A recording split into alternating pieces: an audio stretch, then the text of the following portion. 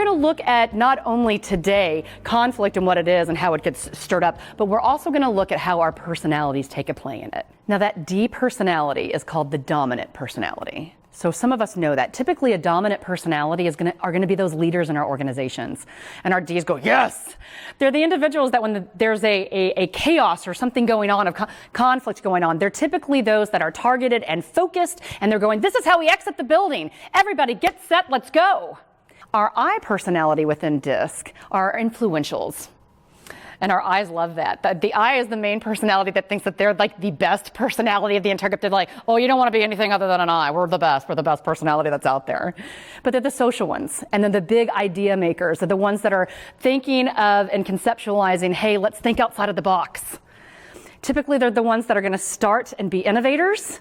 That's why they're so influential. Yet other personality types don't think so much that they finish their task. But they are influential because they are so social and so engaging. They're the cheerleaders of our organizations. The S is the steady personality. Their mantra typically is, there is no I in team. These team players want to make certain and consider how what we do when we implement anything is going to impact the rest of the team and the organization. Now, our C's are our conscientious personalities that are methodical in thinking and that truly are going to stop and think before they speak. There are analytical individuals. They love to measure results. They want to make certain that there are elements there. So as we get just a broad overview of those personalities, what no one is talking about and what no one is communicating is that when we interact with people, there's a dynamic element. There's already a conflict that takes place within that.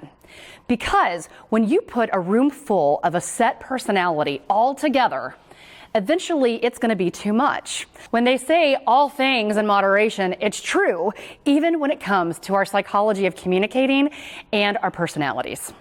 And here's why. If you put a bunch of high I personalities together in the same room and you give everyone a task and you say, okay, today you're just going to focus on how are we going to organize the office. All those I's are going to get together, and at some point during this discussion, our secondary personality is going to come out. Somewhere along the line, someone's going to say, excuse me, shouldn't we be on task here? Or, excuse me, shouldn't we be concerned about how we're impacting the use of this room and we're not getting anything done? What's the rest of the team going to do? They need use of the conference room. So our secondary personalities actually pop out anytime that we're interacting with people, and we don't talk about it when we talk about conflict. We don't talk about how our secondary personality actually impacts our interactions with others more so than our primary.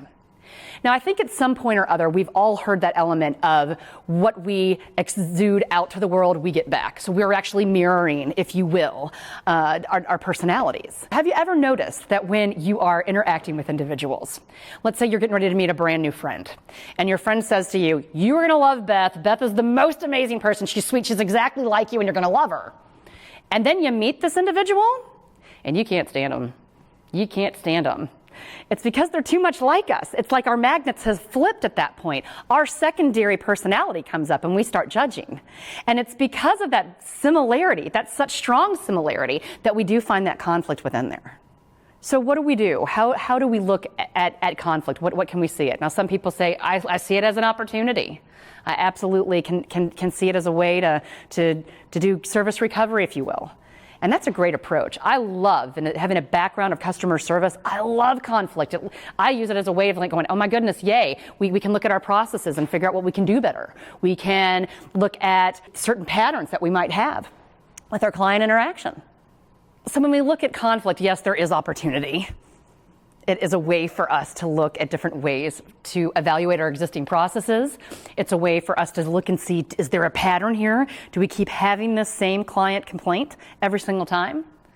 But I love the self-reflection of conflict, where I need to step back and ask myself, how am I reacting? Because there's a flexibility that we can find within that. So when we embrace conflict, it is asking ourselves, how flexible am I to be able to address it?